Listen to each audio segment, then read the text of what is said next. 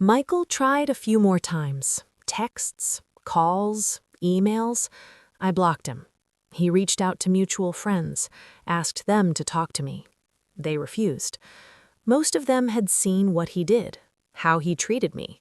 They weren't on his side. I heard through the grapevine that he and the other woman broke up, that he was struggling, alone. I felt nothing. David and I got more serious. He met my family, my friends. Everyone loved him, not because he was successful, not because he had money, but because he treated me well, visibly, consistently. My sister pulled me aside at a family dinner. "I'm so happy for you."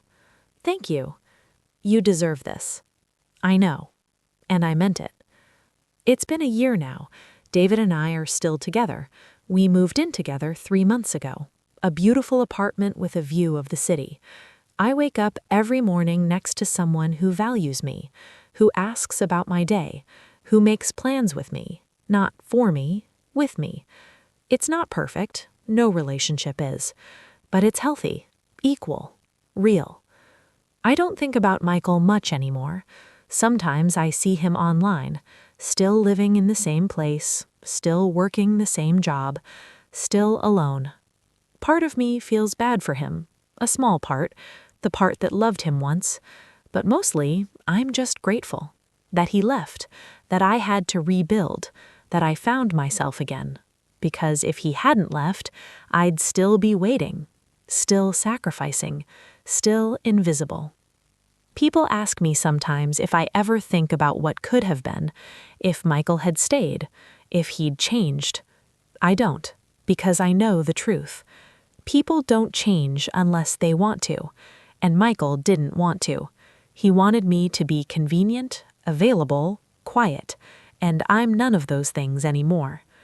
Here's what I learned. Being left isn't the end. It's a beginning. A painful one, but a beginning nonetheless. When someone shows you they don't value you, believe them. Don't wait for them to change. Don't hope they'll see you differently. Just leave and rebuild. Because you deserve someone who doesn't need to lose you to realize your worth. You deserve someone who sees it from the start. If you've ever been left and rebuilt yourself into something stronger, type "rebuilt" in the comments. You're not alone, and your story isn't over. Michael left me on my birthday, in front of 50 people, thinking he was trading up. But he wasn't.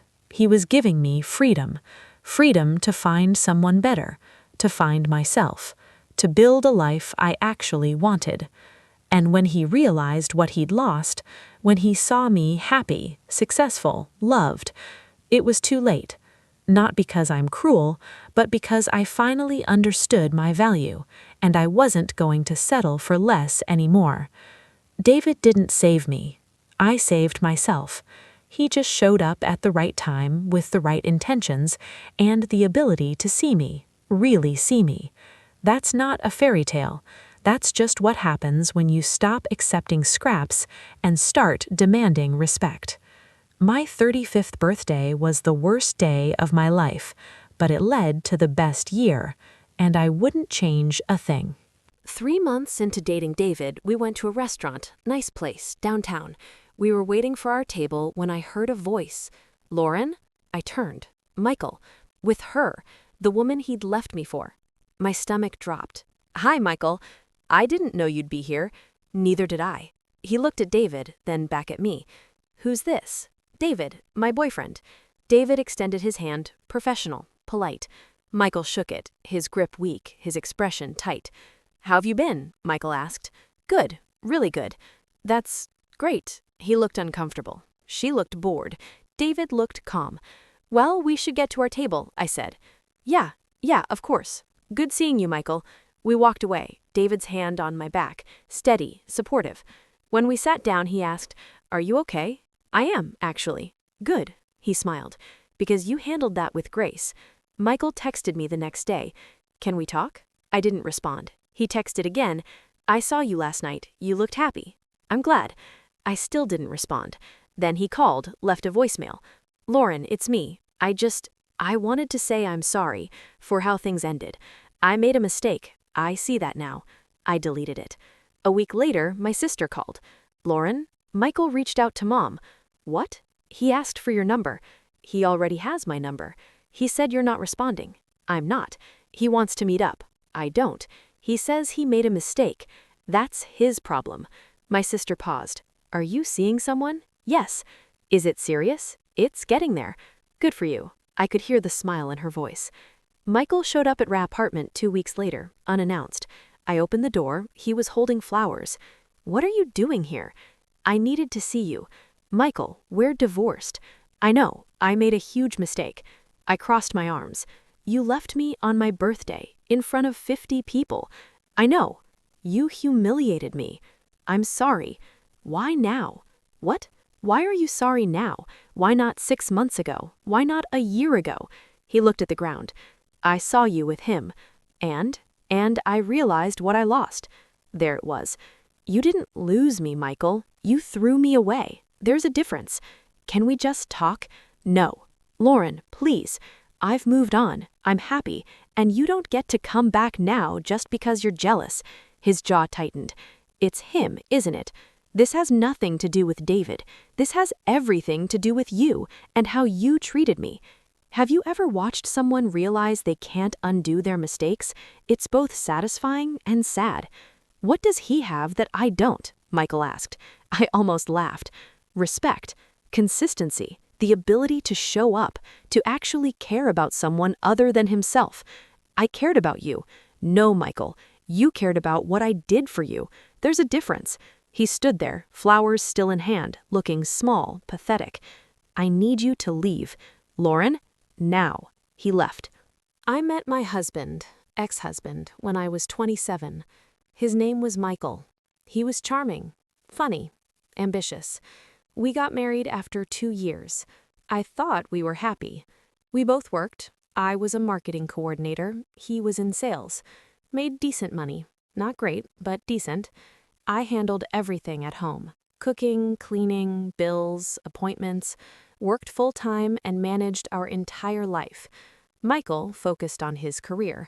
I'm building our future, he'd say. I believed him. But over time, things shifted. He started working late, a lot. Big client, he'd say. Important meeting. He stopped asking about my day, stopped noticing when I got a promotion, stopped caring about anything that wasn't his career.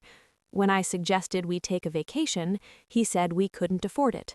When I asked if we could start trying for kids, he said he wasn't ready. When I said I felt lonely, he said I was being dramatic. And this wasn't the worst part. I found out later, much later, that he'd been seeing her for 8 months, a woman from his office, younger, single, no responsibilities, everything I wasn't. He'd been taking her to dinners I thought were client meetings, weekends away I thought were work conferences, building a whole other life while I was home, paying our bills, doing our laundry, waiting for him. After he left, I had to rebuild everything. Our apartment was in both our names, but I couldn't afford it alone. I moved into a smaller place, 1 bedroom, older building, but it was mine. I threw myself into work, took on extra projects, stayed late, weekends, not because I loved it, but because going home to an empty apartment hurt too much. My friends tried to set me up. You need to get back out there, meet someone new. I wasn't ready, didn't want to be. I focused on myself instead, started running, joined a gym, took a painting class, things I'd wanted to do for years but never had time for, because I'd been too busy taking care of Michael. Slowly, I started feeling like myself again, not Michael's wife, not the woman who got left, just me. 6 months after the divorce was finalized, I went to a charity gala, a work event. Our company was a sponsor. I didn't want to go, but my boss insisted. You need to network, Lauren. I wore a dress I'd bought on sale, did my own hair and makeup, showed up alone. And that's where I met David. David was at the silent auction, tall, well-dressed, confident. He was bidding on a painting, the same one I'd been watching. When the bidding closed, he won, turned to me, smiled. Were you interested in this piece? I was. It's beautiful. It is. He paused. Would you like it? I can bid on something else. I laughed. That's very kind, but you want it fair and square. Then let me buy you a drink instead. We talked for an hour. He was easy to talk to. Funny, thoughtful, present. Everything Michael hadn't been. David owned a tech company, software development. He was successful, very successful. But he didn't lead with that. Didn't brag. Just talked about his work like it was interesting, not impressive. He asked about me. Really asked. What I did, what I loved, what I wanted. No one had asked me those things in years. When the gala ended, he walked me to my car. Can I take you to dinner sometime? I'd like that. Friday? Friday works. We started dating, slowly at first. Dinners, walks, coffee, simple things. David was different from Michael. He listened, remembered things, made plans, followed through.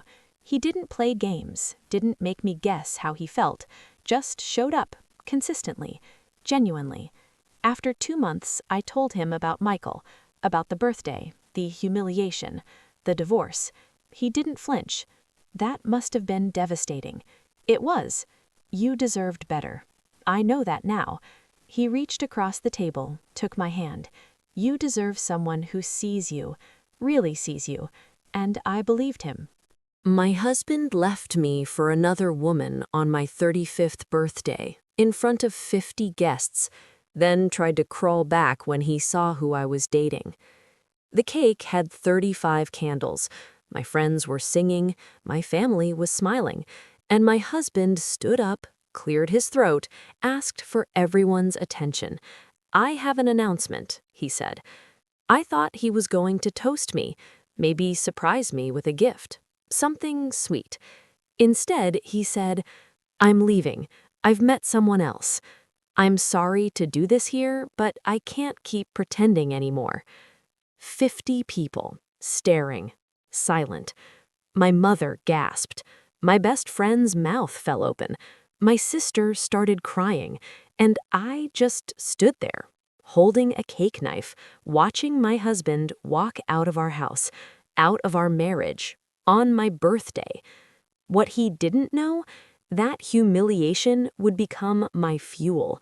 And 6 months later, when he saw me with someone new, someone successful, someone who actually valued me, he'd realize exactly what he'd thrown away.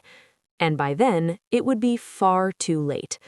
My name is Lauren. I'm 36 now, and that birthday was the worst day of my life and the beginning of the best year. I didn't cry that night, not in front of everyone. I cut the cake, served it, smiled, made small talk, pretended I was fine. When everyone left, I sat on the kitchen floor, alone, and I finally broke, but not for long.